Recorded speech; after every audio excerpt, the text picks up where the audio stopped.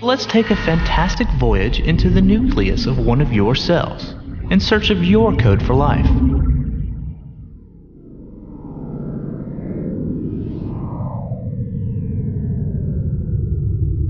As we penetrate the outer cell wall, we find ourselves swimming in a viscous material called cytoplasm. And in addition to the nucleus floating in the cytoplasm, we encounter tiny parts of the cell. We pass ribosomes and lysosomes and Golgi and mitochondria on our travel.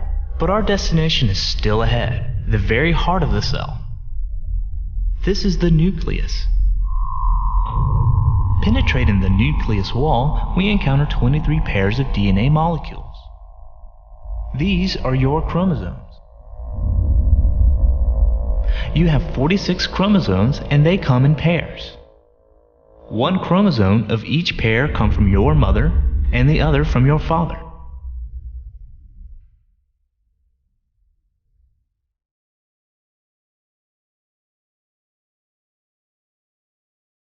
Other creatures have many different numbers of chromosomes, even though we share many of the same genes. For example, the field horsetail plant has 216. A crayfish has 200. A dog has 78. Humans have 46. Mice have 40. A housefly has 12, and a tiny ant has only 2. As you can see, the number of chromosomes is not the indication of how complex the organism may be. And while we have different numbers of chromosomes, the total content of those chromosomes is often surprisingly identical. For example, this infant and this mouse have a mutation in the same gene, which results in a similar white patch on the stomach and forehead. Each of your chromosomes is a single continuous strand of DNA, one enormous molecule. And as the molecule winds or unwinds, each chromosome can vary in shape, from a stringy open formation, if it is performing a task, to a remarkably tight-packed mass, if the cell is preparing to subdivide. This winding is so efficient that it packs 3 feet of DNA helix into a cell nucleus. This helix is 3.4 angstroms per step. This particular clump of DNA is chromosome 17, magnified some 50,000 times.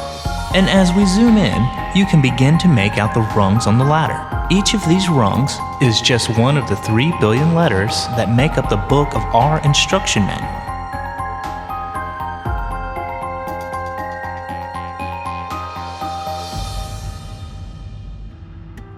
The US government maintains a website with much of the current information about genes, chromosomes, and proteins. In the section labeled Chromosome Viewer, you can select a chromosome and see how many base pairs or letters are on the chromosome. When you get to the web page for each particular chromosome, you can see a list of traits and disorders associated with genes on that chromosome. Let's enlarge chromosome 7 and look at one gene thereon. As you can see, the gene that causes cystic fibrosis is here. On other pages, you can see genetic disease profiles. Here is the cystic fibrosis profile. You can even examine specifics about some genes.